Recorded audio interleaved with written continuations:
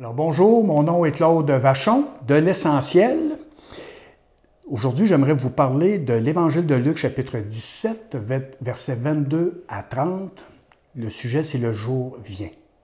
Il y a un grand jour qui s'en vient. Et il faut être prêt pour cette journée-là. Comme dans le temps de la guerre, il y avait le jour J, le débarquement qui était prévu en Normandie. Les Allemands même étaient au courant de cette journée, mais ils ne savaient pas quel jour exactement. Alors, ils cherchaient à se préparer, trouver une stratégie, puis regarder comment est-ce qu'on va se préparer pour l'envahisseur supposé. Et le jour J est arrivé. Un jour, Jésus apparaîtra. Un grand jour va arriver sur la terre. Et il faut se préparer à cette journée. On ne la connaît pas, cette journée. Il y a beaucoup de gens qui aimeraient le savoir. Quand est-ce que ça va arriver? Les gens le demandaient, même dans le temps de Jésus, quand est-ce que ça va arriver? Alors, Jésus nous dit, « Le royaume de Dieu ne vient pas de telle sorte qu'on puisse l'observer. On ne dira pas, « Voyez, il est ici » ou « Il est là ». Car voyez, le royaume de Dieu est au-dedans de vous, est au milieu de vous. Il dit aux disciples, « Des jours viendront où vous désirerez voir l'un des jours du Fils de l'homme et vous ne le verrez pas. » Parce que Jésus, il est à la veille de sa mort, il va partir, il prépare. Il est en train de préparer ses disciples à un événement terrible qui s'en vient, mais en même temps, il parle d'un jour glorieux qui va venir sur la terre. On vous dira, il est ici, il est là. N'allez pas et ne courez pas. Dans la parole vivante, ça dit, des gens vous diront, voyez, il est ici, ou non, il est là. N'y allez pas, ne suivez pas ces gens. Il y a toutes sortes de gourous, il y a toutes sortes de maîtres qui viennent dans le monde, s'affichant comme des messies, des sauveurs, des gens qui vont faire du bien, qui vont vous libérer. Et nous sommes appelés à aller un peu partout. Il y en a en Californie, il y en a en Inde, il y en a au Pakistan, il y en a à Rome, il y en a à Paris, à New York, il y en a partout.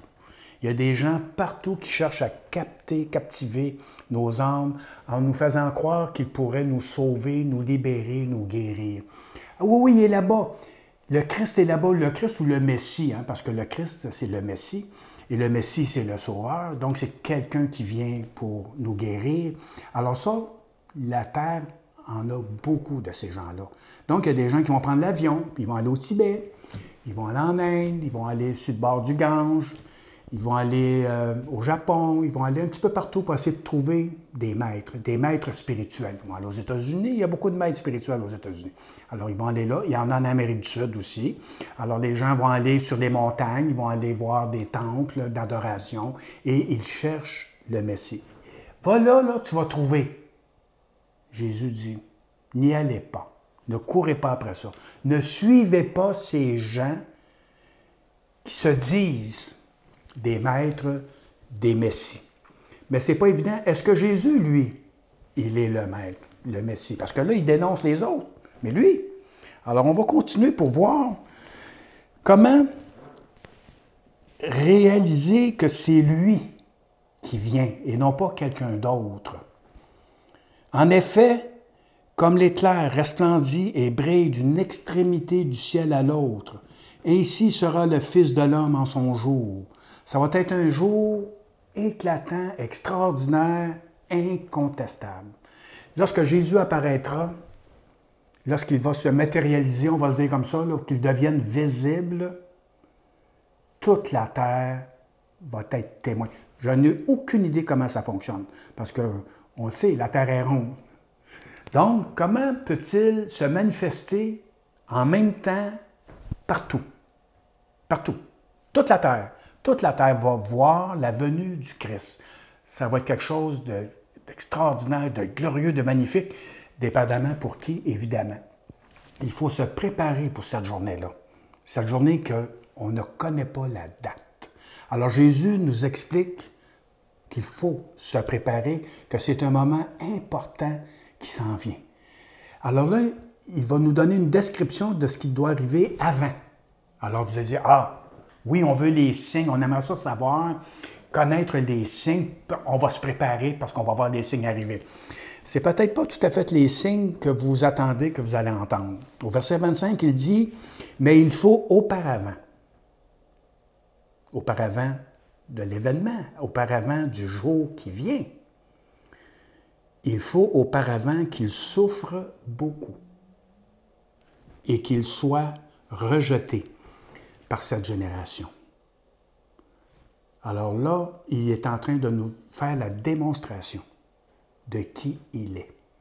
Avant la gloire, il y a la souffrance.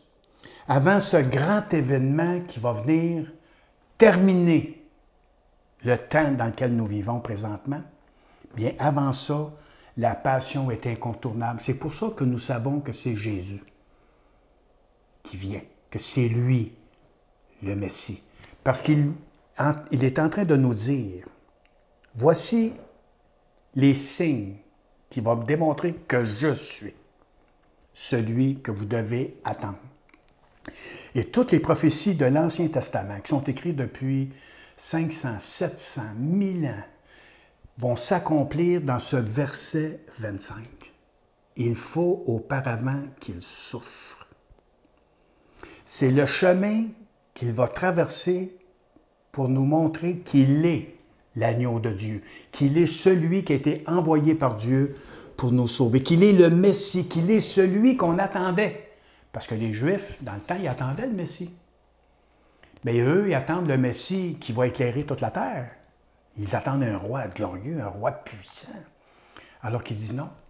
Avant que ce jour arrive, je vais passer par la passion. Je vais souffrir, puis je vais mourir. Et on sait que 3 jours plus tard, Dieu l'a ressuscité, il l'a relevé de la mort. Mais il a souffert.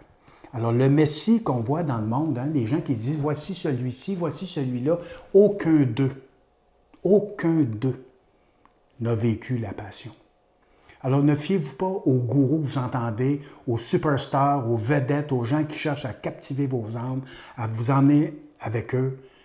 Ils n'ont pas passé par la passion. Il n'y en a qu'un seul. Un seul.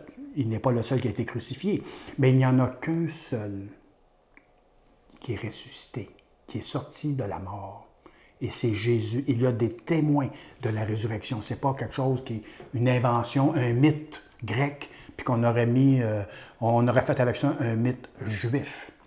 Il y a des témoins de la résurrection de Jésus-Christ. Donc, c'est lui qu'ils attendaient, c'est lui que nous attendons.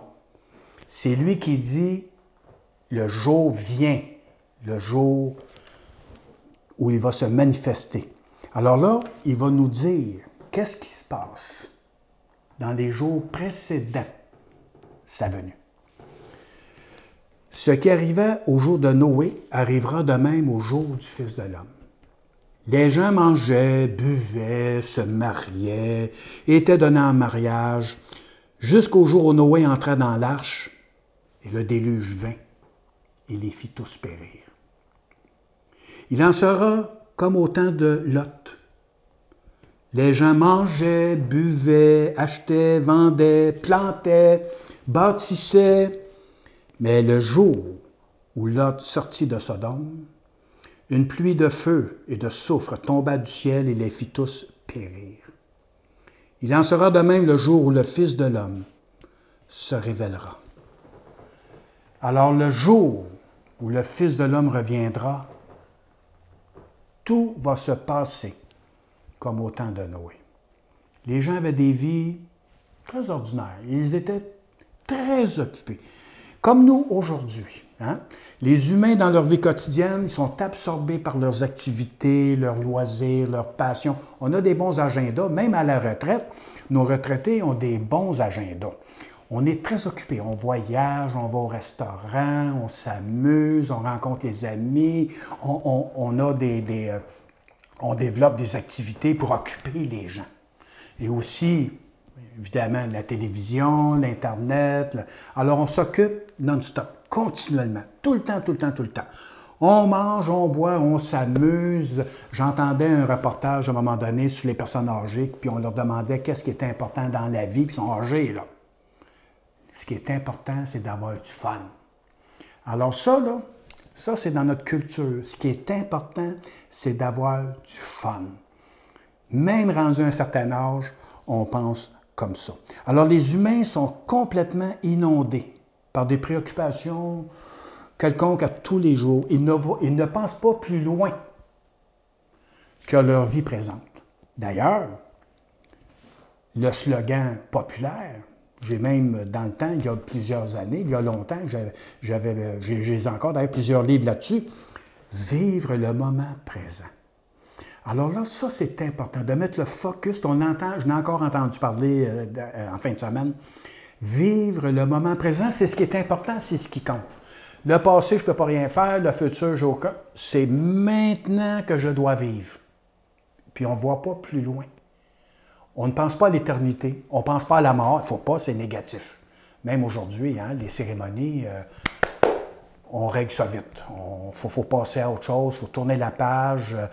La personne est heureuse ou elle est joyeuse, mais on ne peut pas vivre un deuil, on ne peut pas être triste. Non, c'est négatif ça. Il ne faut pas parler de ça. La mort, la fin du monde, la fin... Puis pourtant,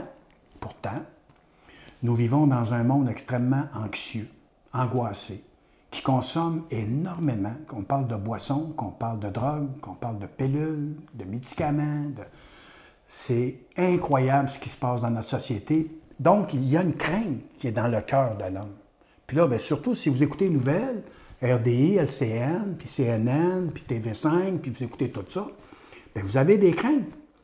Parce que là, vous regardez ce qui se passe, hein? Israël, le Liban, l'Ukraine, les Russes, les Chinois avec Taïwan, et la bourse, l'économie, vous écoutez les nouvelles des chefs d'État, vous écoutez les nouvelles, puis vous regardez l'ONU, qu'est-ce qu'ils disent, comment ils ont une vision négative de ce qui s'en vient. Il y a quelque chose, c'est vrai, qui s'en vient. Le jour vient. Ça, c'est vrai. Et il faut se préparer à ça. Donc, Jésus est en train de nous dire, faites attention. Comme dans le temps de Noé. Les gens étaient sur le party, ils s'amusaient, ils avaient du fun. Puis là, ils regardaient Noé construire un arche, imaginez-vous. Noé a la vision du jour qui vient. Lui, il sait qu'un jour vient. Alors, il se prépare. Il prépare son bateau. Il bâtit un bateau dans la forêt. Imaginez-vous, c'est pas une place pour bâtir un bateau, ça. C'est comment tu vas faire pour emmener ça jusqu'à l'eau? Fait que les gens se moquaient de lui, riaient, puis il y avait du fun. « Hey, t'as-tu vu Noé? » Puis là, les gens sont d'un party de Noël, puis ils se rencontrent dans un bar, puis ils jasent ensemble, puis ils parlent de Noé. Et là, il dit « Hey, Noé, là, c'est un méchant fly. Et lui, là, il a une maladie mentale grave. Il faudrait l'emmener à l'hôpital, là, parce qu'il a besoin de soins. Il est en train de bâtir un bateau dans le bois. » Puis Noé leur disait « L'eau va se rendre jusqu'à mon bateau. » Il les avertissait, il leur disait, le jour vient, ben non, Noé, viens jouer avec nous autres, viens t'amuser, ce soir on a un party à telle place, on va avoir du fun, je suis en train de marier ma fille, puis là on sort du cash, puis on s'amuse, on boit, on danse. C'est pas que c'est mal de faire ça, c'est pas ça, le problème n'est pas là. Le problème, c'est qu'on ne pense pas plus loin, c'est qu'on vit le moment présent, puis qu'on ne pense pas qu'il y a quelque chose qui va venir et qu'il y a quelque chose qui se passe après. On ne pense pas à ça. C'est comme si on ne croyait plus à rien. C'est comme si Dieu n'existe pas. Mais même si dans ma tête, dans mon cœur, je dis que Dieu n'existe pas, ça n'empêche pas le fait qu'il existe. Et que le jour va venir. Fait que quand même, j'essaierai de ne pas y penser, de l'oublier, de m'occuper, d'essayer de calmer mes angoisses, d'essayer de calmer mes anxiétés, de prendre une petite bière, de prendre un joint, de prendre une pilule. Cette crise, elle est là. Elle est dans mon cœur. Puis ça, ben, j'ai beau suivre la psychothérapie, j'ai beau suivre lire des beaux livres en pensée positive, j'en ai une bibliothèque pleine. Ça ne guérit pas l'âme, ça je peux vous le dire. Ben, j'ai cherché longtemps sur ce côté-là. Alors, l'avertissement de Jésus est solennel. Le risque de vivre dans l'insouciance, dans la débauche, dans l'insensibilité, dans l'indolence, comme dans le temps de Noé puis de Lot à Sodome. Sodome et Gomorrhe, vous savez, probablement vous connaissez l'histoire. Lot vit là avec ses enfants, une ville très moderne, ultra moderne. Nous autres, dans notre tête, on lit ça et on se dit, oh, c'est des préhistoriques, c'est des gens qui vivaient. Non, non. C'était des villes modernes. Il y avait des universités, il y avait des gens qui étaient instruits. Il y avait une structure au niveau économique, au niveau politique. C'était pas tout le monde fait n'importe quoi, là. C'était organisé. C'est une ville organisée. Tellement organisée qu'à un moment donné, Lot a eu de la visite. Hein? 2 hommes sont allés chez lui. Mais la ville là, savait qu'il y avait 2 étrangers dans la ville. Ça ressemble à Big Brother. Hein? Fait que là, ils rentrent dans la ville. Puis comment ça se fait qu'ils savent ça? C'est-tu les caméras? C'est quoi, là? Bien, ils savent, ils sont au courant. Et là, la Bible nous dit qu'au milieu de la nuit, c'est pas n'importe quoi, là, la foule s'est rassemblée devant la maison de Lot. Et il y avait des enfants, on est au milieu de la nuit, là. Les hommes, les enfants frappent à la porte de Lot. Puis il dit, les 2 gars qui ont entré chez vous, nous voulons les connaître. Et le mot connaître qui est là, hein? C'est pas juste dire, hey, salut, comment tu t'appelles? On parle d'agression sexuelle. C'est de ça qu'on parle. C'est une ville totalement dépravée, détraquée, complètement. Ils sont pris dans leur party, dans les lumières, dans les shows, les spectacles. Ils sont pris dans leur activité. Puis là, ils sont là, en effervescence, là, ils sont excités, ils sont énervés, complètement possédés par leur passion, par leur folie. Ils veulent connaître ces 2 hommes-là. Donc, ça vous dit une société jusqu'où elle peut se rendre. Et ça existe. Ça existe encore aujourd'hui. Puis là, je vous parle d'une vieille histoire. Sodome et Gomorrhe, c'est une vieille histoire qui s'est réalisée, qui est arrivée. Alors, Jésus se sert de ce qui s'est passé avec Lot à Sodome pour nous faire comprendre que le jour vient. Qu'est-ce qui est arrivé? Bien, avec Noé, il y a eu l'inondation, le déluge. Tout a été emporté par le déluge. Avec Lot, qu'est-ce qui s'est passé? Bien, ils ont sorti Lot de la ville avec sa femme, ses filles. C'est pas tout le monde qui l'ont suivi, malheureusement. Ils ne croyaient pas. Lot était là, fait qu'il avait une vie peut-être un petit peu trop ordinaire. Alors, quand il a parlé du jour qui vient, bien, il n'était pas crédible. Fait qu'il est parti. Puis sa chérie, elle, ben, son cœur était attaché à Sodome. Elle aimait ça, elle, Sodome, le centre-ville, les centres d'achat, les restaurants, la vie active, la vie abondante qu'il y avait à Sodome, parce que c'est une ville extrêmement prospère. Donc, beaucoup d'argent qui est là, il devait avoir une belle maison, il doit être bien installé. Et là, quand elle est sortie, ben, son cœur est resté à Sodome. Elle ne voulait pas s'en aller, elle. Elle, le jour qui vient, là, non, Lot, mon chéri, il faut vivre le moment présent. Profitons du moment présent, profitons d'aujourd'hui. Alors que Lot sait que, là, aujourd'hui, il est fini, là. Il est fini, là. Fait que lui, il est parti. Elle l'a suivi un petit bout. Mais ça n'a pas été long. Elle s'est retournée de bord pour regarder au loin le beau centre d'achat, le centre commercial. Puis elle restait là. Et Lot a fui. Et le jour est venu sur Sodome et Gomorrhe. C'est exactement ce qui va se passer. C'est pour ça qu'il faut être prêt. C'est dans le quotidien que se vit l'attente du royaume. C'est maintenant qu'on se prépare. Il y a 2 leçons à retenir de ce jour qui vient. L'apparition soudaine, imprévisible, et le jugement sans appel. Quand le jugement est tombé après Noé, quand le jugement est tombé sur Sodome et Gomorrhe, c'était sans appel. Abraham priait et disait, « Seigneur, s'il y a 50 justes dans la ville, vas-tu la garder? » Il a dit oui. S'il y en a 40, s'il y en a 30, il a descendu jusqu'à 10. Il n'avait même pas 10. Et le jugement est tombé sur Sodome et Gomorrhe. Sa manifestation glorieuse, lorsque le Christ va apparaître, ça va être d'une luminosité extraordinaire, grandiose. Bien, ça va prendre au dépourvu ceux qui ne l'attendent pas. Chrétiens ou pas, ceux qui ne l'attendent pas, ils vont être pris au dépourvu. Ils vont être surpris. Ça ne sert à rien de calculer, de chercher des signes. Le royaume viendra comme un événement soudain, imprévisible. Il y a plein de livres, hein? Il y a plein de professionnels de l'Apocalypse, qui cherche à trouver des dates, à trouver des signes pour nous avertir. On n'a pas besoin de ça. Jésus, c'est pas ça qu'il dit. Il dit, voici le signe, tout le monde est sa rumba, tout le monde est sur le party. Les gens ne pensent pas à Dieu, ils ne pensent qu'à eux. C'est ça, le signe. Et le péché, la corruption, la perversion, la misère, la souffrance, la violence, la guerre augmentent. Puis regardez ce qui se passe. Regardez ce qui se passe. Ça augmente et la fréquence, elle est de plus en plus rapide. L'augmentation va vite. Donc, préparons-nous. Ça ne donne rien de calculer. On ne peut pas dire de date comme certaines sectes, comme certains mouvements cherchent à nous convaincre. Telle date, ça va arriver, l'événement va arriver. Personne ne le sait. Ça va être un effet de surprise. La venue de Jésus sera brusque pour ceux qui ne l'attendent pas. Elle sera lumineuse. C'est un dévoilement, une révélation, une apocalypse. Alors, comme Noé et Lot, il faut se tenir prêt.